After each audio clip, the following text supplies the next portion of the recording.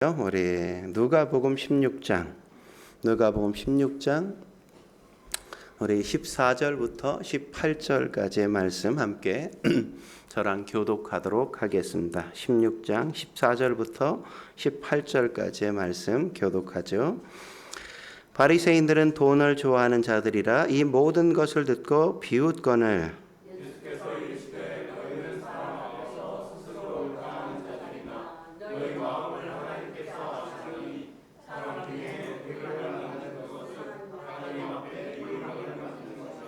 율법과 선지자는 요한의 때까지요 그 후부터는 하나님 나라의 복음이 전파되어 사람마다 그리로 침입하느니라.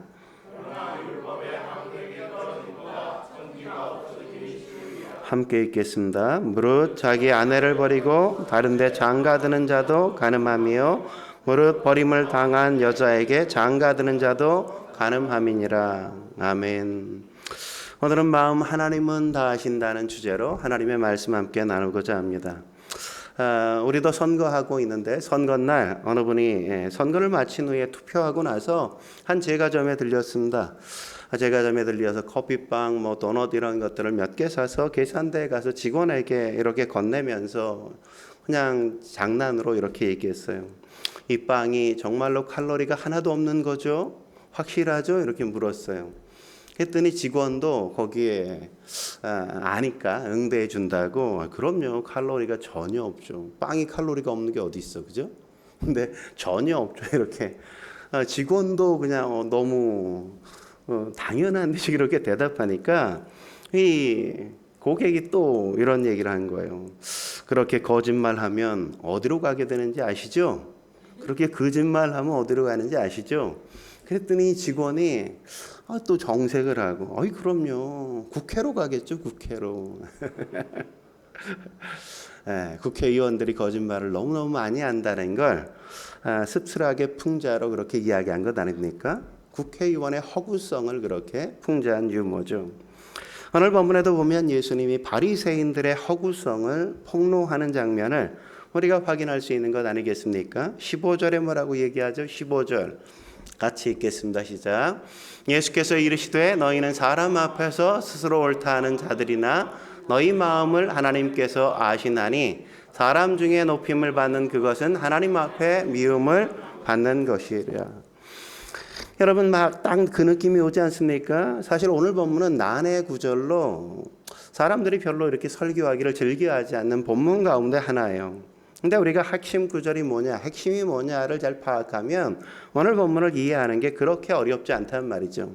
핵심이 뭡니까? 너희 마음을 하나님이 다 아신다 이런 거란 말이죠. 너희 마음을 하나님이 다 아신다. 하나님은 우리의 마음을 다 아신단 말이죠. 예수님의 오늘 바리새인의 허구성 그것들을 폭로하는 장면 우리가 보지 않습니까? 15절에 예수님께서 뭐라고 말씀하시는 거예요? 야, 니네들 스스로 옳은 줄 알지? 너희들은 니네들이 잘난 것 같지? 너희들이 바르게 사는 거라고 그렇게 자신하지? 웃기지 마. 너희들 그런 거 아니잖아. 겉모습은 그럴싸하게 꾸며서 사람들에게 존경을 받고 있지만 하나님은 다 아셔. 하나님은 중심을 보고 계신단 말이야. 이렇게 지금 얘기하고 있는 거란 말이죠. 우린 사람들을 너무 잘 믿지 않습니까? 그럴듯해 보이고 말을 그냥 번지르르하게 잘하면 우리는 쉽게 사람에게 속는단 말이죠. 야, 저 사람 참 믿음 좋은 것 같아. 이렇게 그럴 때가 참 많은데 드러나는 거로 보이는 거로 그 사람을 판단하면 안 된단 말이죠. 왜 그렇습니까? 우리는 그 사람의 내면을 잘 알지 못하기 때문이란 말이죠. 하지만 하나님은 어떻다고요? 우리의 중심을 보고 우리의 겉모습을 보고 판단하는 게 아니라 우리의 중심을 보고 우리의 전인적인 삶을 보고 판단하시기 때문이라는 거죠. 그렇기 때문에 우리가 제대로 삶을 살아가려면 어떻게 해야 돼요? 하나님 앞에 내가 있다는 사실, 하나님이 내 마음과 내 삶을 보고 계신다는 사실을 인식하고 살아가야만 바른 삶을 살아갈 수 있다는 거죠. 사람은 쉽게 속일 수 있을지 몰라도 하나님은 결코 쉽게 속일 수 없단 말이죠. 그런데 우리가 하나님은 아니지만 사람을 알 수 있는 어떤 형태, 내용들 그런 것들이 있다고 오늘 본문이 보여주는 것 아닙니까? 뭘 보면 그 사람이 뭐가 중요하게 여기는지 알 수 있다고 오늘 본문이 얘기하고 있어요. 그 사람의 마음이 드러나는 어떤 것들이 있다는 겁니다. 그렇다면 우리의 마음을 드러내주는 건 뭘까요? 첫째는 돈이라는 거죠. 돈. 우리의 마음을 드러내주는 것. 뭘 보면 알아요? 돈을 보면 안다는 겁니다. 오늘 14절 그렇게 말씀하죠. 14절 같이 읽겠습니다. 시작. 바리새인들은 돈을 좋아하는 자들이라 이 모든 것을 듣고 비웃거늘. 이게 사실 만만한 얘기가 아니란 말이죠. 굉장히 도발적인 얘기인 겁니다. 당시 바리새인은 사람들로부터 존경받는 대상이었단 말이죠. 그들은 신앙의 기준으로 여겨지고 신앙인의 표상처럼 그렇게 보여졌던 인물이란 말이죠. 그 사회의 기득권층을 유지하고 있고 그 사회를 거의 지배했던 대상, 그룹, 그게 바로 바리새인들이었단 말이죠. 물론 요즘은 목사를 별로 존경하지도 않지만 예수님 당시는 지금 목사랑 비교할 수 없을 정도로 상당히 존경받는, 절대적인 지지를 받는 그런 대상이었단 말이죠. 지금 조사하면 10명 중에 2-3명 정도 목회자를 존경할까? 이 정도지만 당시 예수님 당시는 한 목회자가 100명이다, 바리새인 100명이다 그러면 거의 99명이 바리새인에 대해서 다 존경한다 이럴 정도로 그 당시는 거의 절대적인 지지와 존경을 받는 대상이 바로 이 바리새인들이었습니다. 그러니까 어마어마한 권위를 갖고 있었고 권력을 갖고 있었던 거죠. 그런데 예수님이 그런 지금 바리새인들의 껍데기 하나를 이렇게 들춰내면서 벗겨내면서 사실 너희는 그런 존재가 아니잖아 이렇게 말씀하고 있는 장면이란 말이죠. 바리새인들 어떤 사람들이라고요? 너희는 돈을 좋아하잖아 이러잖아요. 그죠? 너희가 하나님을 섬긴다고, 너희가 말씀을 정말 따른다고, 너희가 말씀대로 정말 산다고, 웃기지만 너희는 돈 좋아하잖아 이렇게 지금 말하는 거란 말이죠.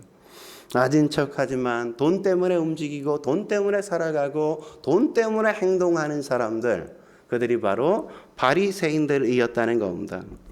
여러분 오늘 본문 전에 우리가 지난주에 누구에 대해서 배웠어요? 불의한 청지기에 대한 내용을 우리가 살피지 않았습니까?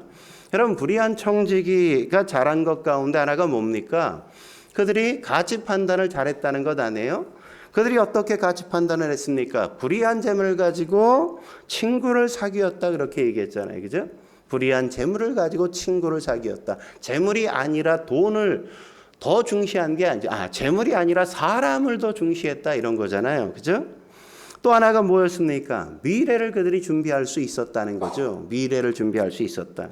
미래를 준비했다는 게 뭐라고요? 천국을 준비했다 이런 거잖아요. 예수님이 이런 얘기를 하자 바리새인들이 첫 번째 보인 반응이 뭐였다는 겁니까? 14절 하반절에 뭐라고 얘기했어요? 모든 것을 듣고 비웃거늘 비웃었다. 아유 웃기고 있네. 예수님이 말씀하셨는데 바리새인들이 웃기고 있네 이러고 있었단 말이죠. 이게 무슨 얘기입니까? 바리새인들의 가치는 친구에 있지 않고 돈에 있다는 것이고 천국에 있지 않고 현재 내가 누리고 사는 현재 지금 여기에 있다는 걸 이야기해 주고 있는 거란 말이죠. 여러분 우리도 마찬가지 아닙니까? 입술로는 우리가 믿는다 그러면서 실제로는 비웃을 때가 얼마나 많이 있습니까?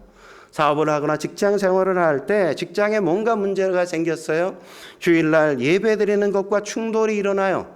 그때 대부분 어떻게 합니까? 많은 사람들이 당연히 직장에 가는 것. 그걸 당연시 한단 말이죠.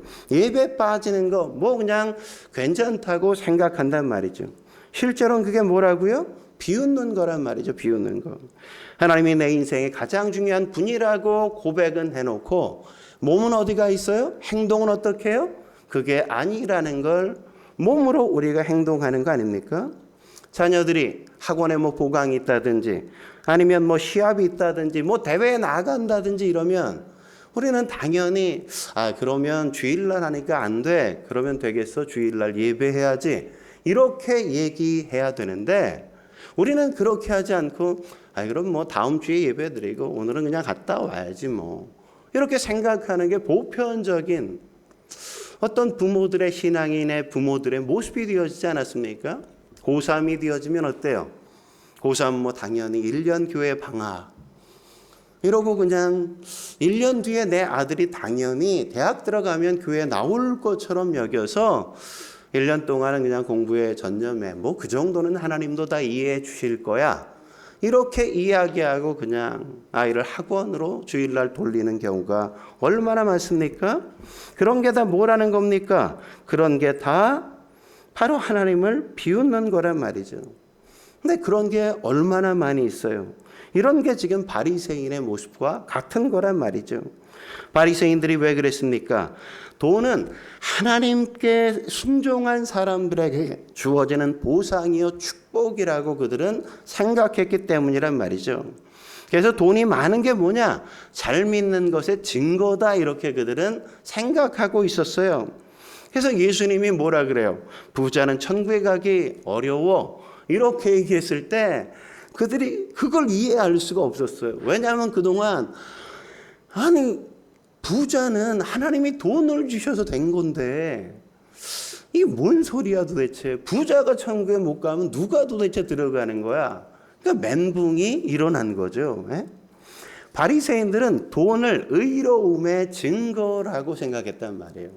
그러니까 그들의 신앙이 참 엉뚱하게 흘러간 거죠. 그죠? 엉터리 신앙이 되었던 거예요. 그 당시에. 예수님은 어떻게 하셨어요? 만약 그게 맞다면 예수님이 오셔서 어떻게 해야 돼요? 믿는 성도들에게 야 10억씩 뭐 배당 딱딱 해줘야 되는 거 아니에요? 예수님 제가 믿습니다 이러면 뭐 100억 다 입금 바로바로 해주고 그래야 되잖아요. 그죠? 근데 예수님이 오셔서 그렇게 하셨어요? 그렇게 안 하셨죠. 예수님이 하신 건 뭡니까? 자신을 주셨단 말이죠. 자신을 주셨어. 돈을 준 게 아니라 자기를 내어주셨단 말이죠. 그러니까 돈에 대한 태도를 보면 그 사람의 믿음이 있는지 없는지가 다 드러날 수밖에 없다는 거죠. 여러분 누가복음 16장 11절 지난주에 우리가 본 구절이 뭐라고 얘기합니까? 이렇게 말하죠. 같이 한번 읽어보죠. 시작. 너희가 만일 불의한 재물에도 충성하지 아니하면 누가 참된 것으로 너희에게 맡기겠느냐. 뭔 말이에요? 사람이 충성하기 가장 쉬운 게 돈으로 하는 거라는 거죠. 가장 쉬운 게. 돈으로도 충성하지 못하면 너희가 뭐로 충성할 수 있겠어? 이렇게 지금 말씀하고 있는 거란 말이죠. 지난주에 본 누가복음 16장 13절에 뭐라고 얘기하죠? 이렇게 말씀하죠. 너희는 하나님과 재물을 겸하여 섬길 수 없느니라. 실제로 그렇지 않습니까? 하나님과 재물을 우린 겸하여 섬길 수 없단 말이죠. 그런데 11조 우리는 참 우습게 생각하잖아요. 그죠? 제가 목회하면서 어떤 분 가운데 그런 분이 있어요. 그 사람은 굉장히 잘 나가는 사람이에요. 잘 나가니까 뭐 여유도 있죠. 집도 근사한 데 살고 뭐 차도 괜찮은 차 타고. 그러니까 뭐 돈이 없지 않아. 넉넉해 꽤 잘 벌어. 근데 11조를 드리지 못해. 왜 그래요? 믿음이 그만하지 못하기 때문에 그런 거죠. 그래서 주변 사람들이 그 사람 보고 참 이분이 이러면 안 되는데 그래서 옆에 있는 사람들이 그 사람한테 왜 그래? 하나님의 것은 하나님 앞에 드려야지. 그건 기본적으로 해야 되는 거야 당연히. 주변 사람들이 다 그러고 자기를 지켜본다는 걸 알면서도 그가 못하는 거야. 그거 보고 제가 그때 깨달았어요. 이게 헌금은 11조는 이게 믿음이 있어야 하는 거지 하라 그런다고 하는 게 아니구나. 그냥 아무나 할 수 있는 게 아니구나. 그런 거란 말이죠. 그런 거. 그래서 뭐 11조 설교를 뭐 헌금 설교를 많이 한다고 헌금을 하는 게 아니야. 그건 개인이 믿음으로 하는 것이지 하라 그래서 하고 뭐 이렇게 할 수 있는 영역이 이 부분은 아니란 말이죠. 반면에 겉으로는 되게 설렁설렁해. 뭐 별로 이렇게 신앙생활에 열정이 없는 것 같아. 봉사도 많이 하지 않고 뭐 그냥 예배도 이렇게 뭐 그렇게 모든 예배를 아주 열심히 참석하는 것도 아니야. 주일 예배만. 뭐 그래. 근데 보면 11조를 늘 해. 그리고 어느 분이 개척하니까 개척교회 한다고 10년 동안 꾸준히 헌금을 보내고 있어요. 헌금을 보내드려. 그런 분은 어떤 분일까요? 믿음이 있으니까 보내겠죠. 믿음이 있으니까. 마태복음 6장 21절에 뭐라고 얘기합니까? 내 보물이 있는 그곳에는 내 마음도 있느니라 이렇게 말씀하지 않아요? 11조가 뭐라고요? 믿음의 표현이란 말이죠. 뭘 믿는 겁니까? 하나님이 내 인생의 주인이십니다. 내 생명의 주인이십니다. 우리가 살아가는 모든 것들이 하나님께서 허락하셨기 때문에 우리가 얻고 누리는 것입니다. 그것을 고백하여 드리는 게 뭐라고요? 11조란 말이죠. 헌금 생활은 그래서 믿음이란 말이죠. 여러분, 돈이 우리를 갖고 놀지 못하게 만들어야만 한단 말이죠. 우리가 돈을 갖고 놀아야지 돈이 왜 우리를 갖고 놀게 허용하냔 말이죠.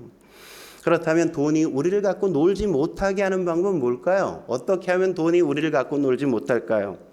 뭐 쉬운 거죠. 있으면 쓰고 없으면 안 쓰는 거예요. 안 쓰는 거. 있으면 쓰고 없으면 안 써야 돼. 근데 없는데 자꾸 어떻게 빌렸어 자꾸. 우리가 카드를 주다 보니까 한 달을 땡겨서 자꾸 써버릇해가지고 자꾸 그런단 말이죠. 있으면 쓰고 없으면 그냥 좋게 쓰는 거야. 안 쓰는 거야. 그리고 이 돈은 매력과 똑같아요. 여러분, 매력 있는 여자, 매력 있는 남자 특징이 뭡니까? 주변에서 뭐라 그러든 내 갈 길 그냥 가는 거 아니겠어요? 그러면 좀 고고해 보이잖아요. 사람들이 뭐라 그래도 그냥 자기가 생각한 대로 쭉 가는 사람 보면 뭔가 이렇게 끌리지 않습니까? 오빠 나랑 사귀어, 나 좀 만나, 나랑 함께 해. 막 이래도 그냥 들은 척도 안 하고 자기가 그냥 할 일만 성실하게 해. 그러면 그런 사람에게 더 끌린단 말이죠. 돈도 마찬가지란 말이죠. 돈에 관심을 기울이지 않고 자기가 그냥 성실히 자기가 주어진 일, 돈이 생기든 안 생기든 그런 것에 유혹당하지 않고 내 길을 쭉 가면 어떻게 해요? 돈이 따라오는 거죠. 매력을 좇아서. 그게 돈의 종노릇하지 않는 방법이란 말이죠. 11조 드리는 사람은 그래서 어때요? 돈의 종노릇할 가능성이 굉장히 낮을 수밖에 없죠. 돈에 흔들리지 않아. 왜 그래요? 돈이 아니라 사명에 이끌려 살기 때문에 그런 거란 말이죠. 하나님은 절대 굶기시지 않는다. 그냥 죽게 하시지 않는다. 그걸 아는 거예요. 그런데 그걸 미리 걱정해. 욕심을 부리다 보니까 어때? 돈에 자꾸 노예가 되는 것들이 자연스럽게 우리 안에 일어난단 말이죠. 여러분, 돈이 되게 무서운 거예요. 어떻게 생각하면. 왜 그래요? 유일하게 하나님과 경쟁하려고 하는 게 이 돈이기 때문에 그래요. 돈은 우리의 충성을 두고 하나님과 한번 맞짱 뜨자 이런단 말이죠. 누가복음 16장 13절에 우리가 봤던 그 구절, 너희는 하나님과 재물을 겸하여 섬길 수 없다. 그럴 때 이 재물이라는 단어가 헬라어로 뭐가 쓰였어요? 맘몬이 쓰였다. 그 맘몬이. 맘몬 신이 쓰였단 말이죠. 그러니까 돈신이라는 인격을 부여한 겁니다. 충성을 넣고 언제나 하나님과 한번 맞짱을 뜨려고 하는 게 뭐라고요? 돈이라고요. 재물이라고요. 하나님께 충성할 거야? 내게 충성할 거야? 돈이 이렇게 묻는 거죠. 하나님을 섬길 거야? 나를 섬길 거야? 이렇게 우리에게 끊임없이 묻는 거란 말이죠. 그래서 돈은 우리가 종으로 삼지 않는 순간 우리의 주인이 되려고 할 뿐만 아니라 우리의 주인을 넘어서 우리의 신이 되고자 한단 말이에요. 신이 되고자. 그래서 돈 다루는 걸 보면 그 사람이 지금 어떤 삶을 살아가는지를 쉽게 알 수 있는 겁니다. 다른 걸 볼 것도 없는 거죠. 돈 쓰는 거 보면 그 사람이 가장 중요하게 여기는 게 뭔지, 그 사람의 신이 어떤 것인지 금방 알 수 있는 거죠. 그래서 우리가 돈의 지배를 거부하고 돈을 다스리는 인생을 살아가야만 하는 거죠. 한 걸음 더 나아가 우리의 마음을 드러내주는 거 뭘까요? 두 번째는 권력이라고 얘기한단 말이에요. 권력. 15절 정말 그런지 15절 읽어볼까요? 15절 읽겠습니다. 시작. 예수께서 이르시되 너희는 사람 앞에서 스스로 옳다 하는 자들이나 너희 마음을 하나님께서 아시나니 사람 중에 높임을 받는 그것은 하나님 앞에 미움을 받는 것이니라. 여기 보면 높임을 받는다 이러지 않습니까? 여기서 높임을 받는다는 게 뭘 얘기하는 겁니까? 높은 사람이 뭐예요? 결정하잖아요, 내가. 그죠? 내가 결정해. 그 결정권을 가진 사람이 뭐예요? 권력을 휘두르는 거잖아요. 그죠? 권력을 휘두르는 거. 여러분, 내가 뭔가 중요한 결정을 한다 그럴 때 얼마나 희열을 느낍니까? 에? 사람들 자를까 말까. 에? 그럴 때 어때요? 괜히 어깨에 힘 빡 주고 권세를 부리려고 그럴 때가 얼마나 많아요. 에? 그래서 정치인들을 보면 어때요? 한번 권력의 맛을 본 후엔 내가 꼭 국회의원, 내가 꼭 해야 돼 이렇게 생각하게 되어지지 않습니까?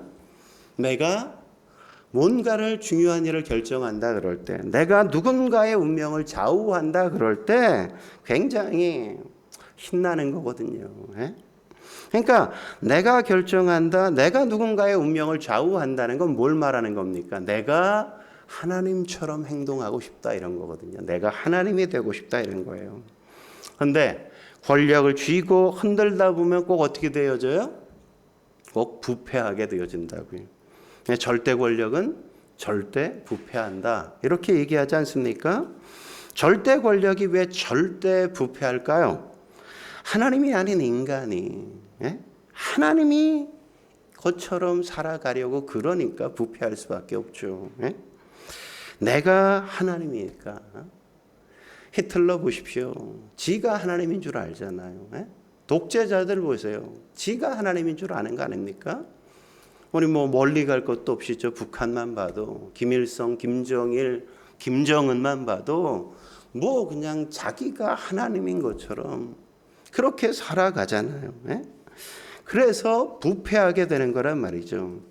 그러므로 중요한 게 뭡니까? 16절 이렇게 얘기하죠. 16절 같이 16절 읽겠습니다. 시작.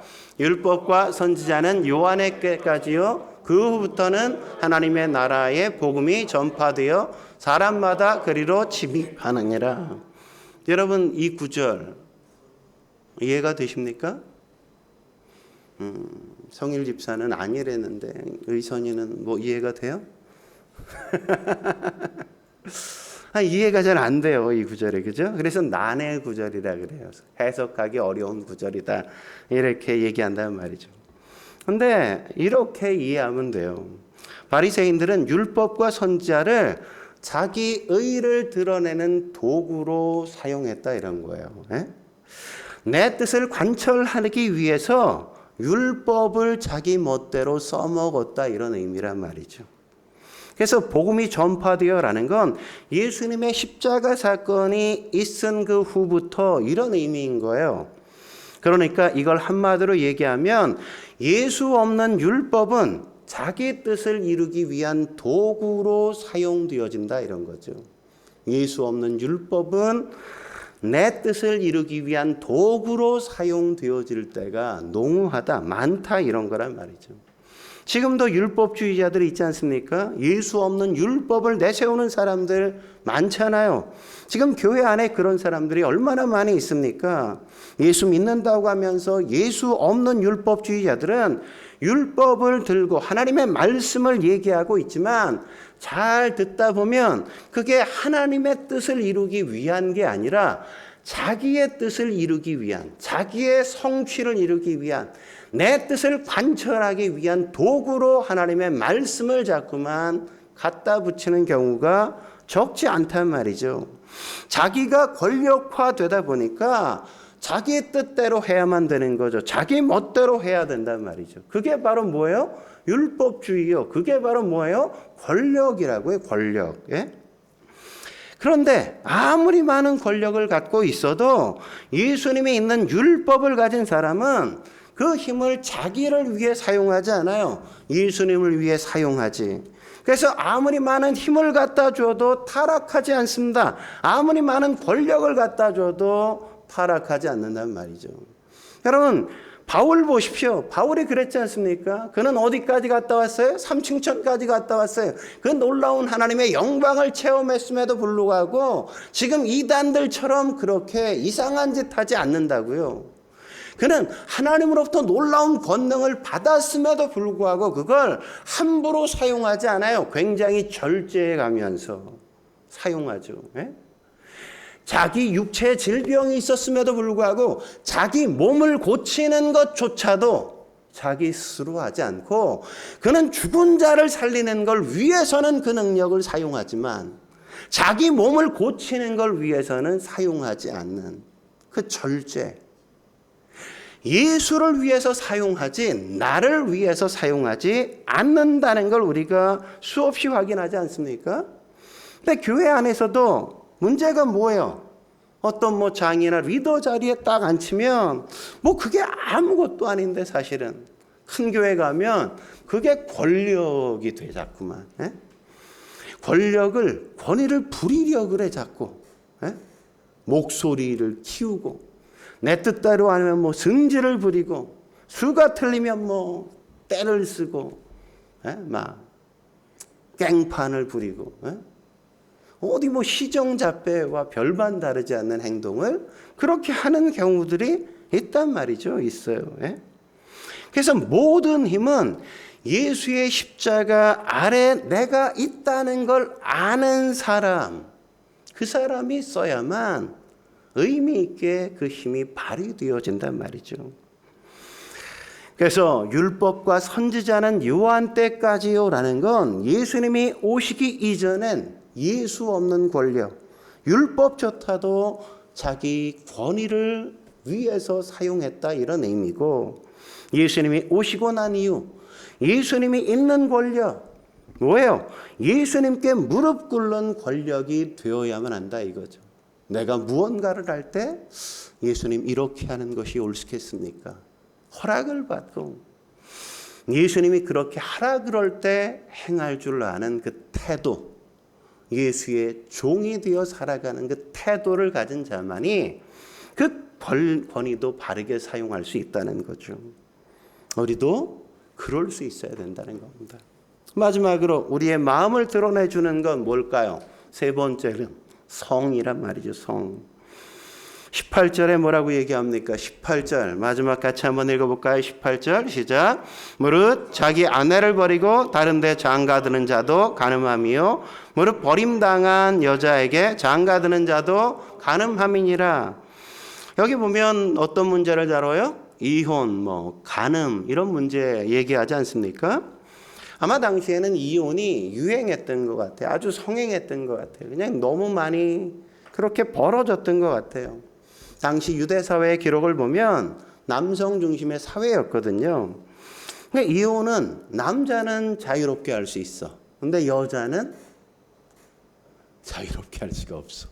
그냥 일방적으로 당하는 입장이 대부분 여자의 모습이었단 말이죠. 남자는 심지어 어떤 경우도 이혼할 수 있냐? 여자가 음식을 잘 못해. 그러면 오늘 밥이 이게 말이 내 마음에 안 들어 반찬이. 그럼 너 반찬도 못해서 이혼 이러면 그냥 이혼이 되는 거야. 그럼 이게 좋은 거예요? 나쁜 거예요? 남자들은 대답을 잘. 이게 좋은 게 아니죠. 악한 거죠. 그죠? 내 멋대로. 여자가 아내가 매력이 없어졌다고 느꼈다고 그걸 이혼 사유로 들고 이혼을 요구하는 남자도 이 당시에는 있었어요. 아내가 매력이 없어진 건지 지가 취향이 바뀐 건지 그거 어떻게 알아? 근데 내가 마음에 안 든다고 아내가 더 이상 매력을 못 느낀다고 이혼 이러면 법정에서 이혼할 수 있는 게 이 당시 이혼의 모습이었어요. 그러니까 남자는 뭐예요? 자기 멋대로야. 자기가 하고 싶은 대로 다 해. 근데 여자는 어때? 그냥 끊임없이 그걸 당하는 거죠. 그러니까 성경이 뭐라 그랬어요? 이혼하지 말라. 왜 그런 겁니까? 한편으론 여성을 보호하기 위해서. 그 당시에 사회적 약자였던 여자를 보호하기 위해서 이혼하지 말라고 이렇게 요구하고 있는 거란 말이죠. 왜냐하면 이혼을 당하다 보면 여자는 할 데가 없거든요. 집에서 버림당하면 마치 고아처럼 아무것도 알 수 없는, 전혀 힘이 없는 존재. 그게 바로 여성의 모습이었기 때문에 그런 겁니다. 그리고 성은 사실 앞에 다뤘던 두 가지와도 아주 깊게 연관이 있단 말이죠. 뭐와? 돈과 권력과 연결되어 있는 겁니다. 그러니까 무슨 얘기예요? 돈과 권력으로 성을 좌지우지하지 말라는 거예요. 왜? 누가 자꾸 그래요? 남자들이 자꾸 돈 가지고 권력 가지고 그런 사람들이 어때? 그런 거로 여성의 성을 짓밟거나 성을 사거나 막 이런단 말이죠. 그러니까 그래야 그러지 말라는 거죠. 예? 뭐 요새는 뭐 그런 걸 가진 또 여성도 또 남자를 그럴 수 있죠. 예? 하지만 또 여자도 어떻게 해야 된다고요?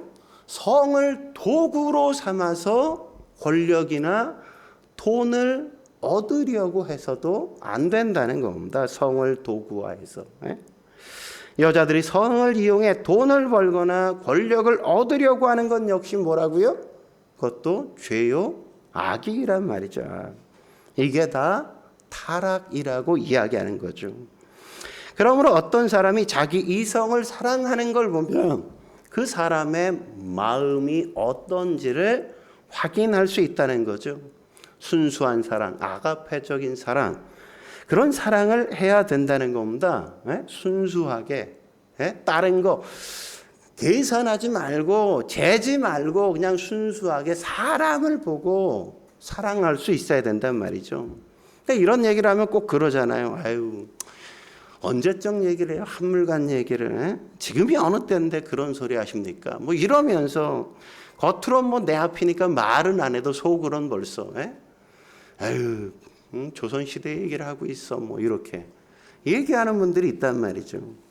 그러니까 대세 앞에 우리는 너무 쉽게 무너지고 포기하고 뒤로 물러날 때가 얼마나 많아요. 아이 뭐 딴 사람들도 다 그러는데 뭐 사람들도 다 그렇게 사는데 뭐 결혼하는 거 보니까 다 그렇게 하는데 뭐 아이 다 주변의 청년들 보니까 뭐 다 그렇게 따지면서 뭐 이성을 구하던데 뭐 그러니까 뭐 나도 당연히 그래야 되는 거 아니야? 이렇게 되어진단 말이죠. 대세가 뭐 그래서 어쩌다고 한번 그 대세를 거부할 수 있어야 되는 거 아니냐는 거죠. 성경이 지금 그러는 거 아닙니까? 대세가 뭔 상관이야? 그게 내 앞에 옳아 틀려. 이렇게 주님께서 말씀하시는 거죠. 타락하지 않는 진짜 마음을 보여주는 순수한 사랑을 해야만 한다는 거죠. 진짜 순수한 사랑이 뭐라는 겁니까? 물질과 권력과 아무 관계없이 하나님이 사랑하는 마음을 주실 때 그 대상을 사랑하는 것. 그게 바로 순수한 사랑이죠. 그렇게 사랑한 가정들을 보면 건강하지 않습니까? 서로 정절을 지키고 여전히 그렇게 건강한 가정 이루고 살아가잖아요. 뭐 결혼하기 어렵다 그러는데 결혼은 어려운 게 아니잖아요. 뭐가 어려워요, 그죠? 하나님이 순수하게 자꾸만 보여주시고 사랑하게 하는 눈에 자꾸만 밟히는 그런 여자가 있으면 계산하지 않고 사랑하면 되는 거지. 뭐 어려워? 근데 요즘 왜 어려워? 자꾸 계산하니까 힘들잖아요, 그죠? 그 집은 뭐 어떻대? 어떤 집안이래? 뭐 돈이 있대? 뭐 권력 있대? 뭐 쌓아놓은 재산은 뭐 어떻게 뭐 결혼하면 뭐 해준대? 뭐 이런 거 자꾸 따지다 보니까 어때? 그러니까 뭐 사랑의 마음이 주어지는데 거절하고 또 거절하고 그렇다 보니까 인위적으로 사람을 막 사랑의 대상을 만들고 찾으려고 하다 보니까 순수하게 사랑하는 게 쉽지 않아지죠. 그렇죠? 사랑의 때를 놓칠 때가 많죠. 순주해져 보십시오. 진짜 순수한 사랑이 온단 말이죠. 오면 그때 사랑하면 되지 뭐 안달복달할 이유가 없는 거예요. 근데 어떤 바보 같은 자매는 순수한 사랑이 왔대 드디어. 왔대. 그래서 누구냐 그랬더니 유부남이래. 아니 그게 순수한 사랑이에요 그게? 유부남을 사랑하는 게 이게 제정신입니까? 참. 그 자매가 기도한대. 그래서 뭘 위해 기도하는데 그랬더니 그 남자가 빨리 이혼하기를 위해 기도한대. 참. 화 있을진저 그죠? 세상이 막 그렇게 돌아가잖아요. 미쳐가는 세상, 이미 뭐 미친 세상이라고 말해도 다르지 않은 모습 아닙니까? 물론 우리가 살아가다 보면 넘어질 때 있죠. 깨질 때도 있죠. 우리도 실수하고 잘못할 때 있을 수 있어요. 하지만 돈과 권력과 관계없는 순수한 사랑을 하려고 노력해야 한단 말이죠. 그래서 사랑하는 거 하나만 봐도 그 사람이 진짜 믿음이 있는 사람인지 알 수 있는 거란 말이죠. 저 사람은 진짜 믿음이 좋다. 참 순수하게 사랑하잖아. 순수하게. 따지지 않잖아. 계산하지 않잖아. 잔머리 굴리지 않잖아. 평생 한 번을 제대로 사랑해도 그렇게 사랑한 사람은 결코 실패한 인생이 아니라고요. 그런 사람이 진짜 성공한 거죠. 영화 중에 내 남자친구는 왕자님이라는 코미디 영화가 있거든요. 덴마크 왕자예요. 근데 뭐 왕궁에 살다 보니까 얼마나 지루하고 따분해요. 어느 날 대학 생활이 너무 궁금했어. 그래서 미국으로 도망갔어. 그래서 대학 생활을 즐기는 거야. 근데 어떤 자매를 만났어. 그래서 사랑하기 시작했어. 근데 내가 누군지를 감추는 거예요. 알려주지 않아. 계속 속이고 그 자매를 만나. 왜? 자기가 왕자라 그러면 벌써 거기엔 권력과 뭐 돈 이런 것들이 끼어들면 순수해지지 않잖아요, 자매가. 그렇지 않겠어요? 요새 얼마나 험악한 세상인데. 이 왕자는 순수하게 사랑하고 싶은 거거든. 감춰둔 거야. 사실 순수한 사랑을 하고 싶을 때 거추장스러운 게 뭐냐면 돈이나 뭐 권력 이런 게 되게 거추장스러운 거거든. 아무것도 없으면 순수할 수밖에 없어. 근데 많은 걸 가졌으면 사람들이 나를 순수하게 안 쳐다보거든. 그러니까 이 사람은 순수하게 사랑하고 싶은 거예요. 그러니까 숨겨. 나중에 뭐 짜잔 왕자야 이렇게 하고 싶어서가 아니라 진짜 이 여자가 내 돈이나 내 권력을 사랑해서 내게 오는 게 아니라 나만 순수하게 사랑해서 나랑 결혼을 할 수 있는 여자인가. 그걸 확인하고 싶은 거죠. 확인하고 싶은 거. 우리 인생도 마찬가지란 말이죠. 돈과 권력과 구분된 진짜 사랑을 해봐야 된단 말이죠. 그런 진짜 사랑이 파워가 있는 거죠. 어떤 난관이 와도 이기고 어떤 질병이 와도 권사님 보세요. 남편이 그냥 입원해 계시니까 맨날 새벽 일 하시고 남편 옆에 가가지고 그냥 하루 종일 벌써 며칠째 그냥 사람 뭐 이렇게 간호해달라고 하지도 않고 혼자 가서 그냥 그렇게 하는 거 보세요.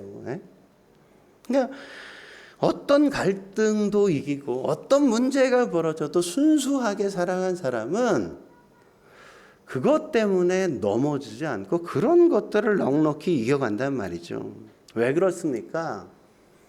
저 사람은 진짜 나를 사랑하는 걸 안다는 걸 확인시켜 주기 때문에 어떤 것도 문제가 안 된단 말이죠.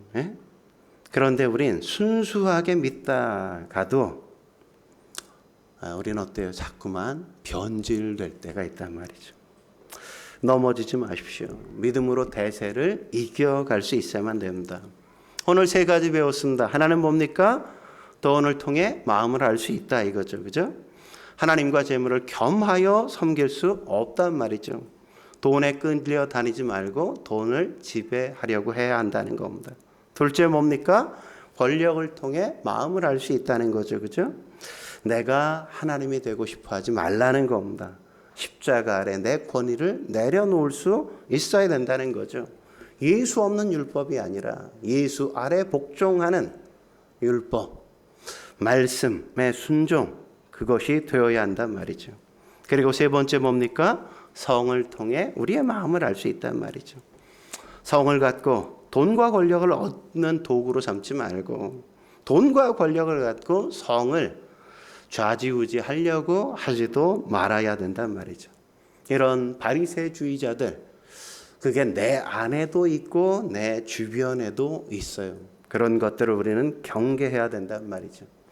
그리고 순수하게 믿음으로 살아가는 저와 여러분이 될 수 있길 주의 이름으로 축원합니다.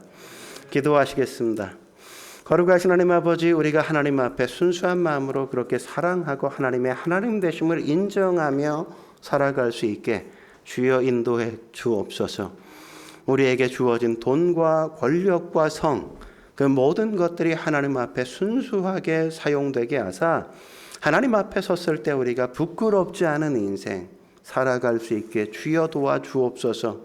바리새인들, 그들이 겉으로는 화려하게 꾸며 사람들에게 존경받고 마치 존경받을 만한 믿음이 있는 것처럼 그렇게 행세했지만, 그래서 사람은 속였지만 하나님은 속이지 못했다는 사실 앞에 우리가 깨어있게 주여 도와주셔서 그들에게 다시 한번 이 사건을 통해 회개하고 돌이킬 수 있는 기회를 주셨다는 사실을 우리가 인정하고 하나님 앞에 돌이켜 나 자신을 성찰하며 내 마음이 순수한지, 내 마음이 온전한지, 내 마음이 건강하게 하나님 앞에 반응하며 살고 있는지 점검할 수 있게 주여 도와 주옵소서.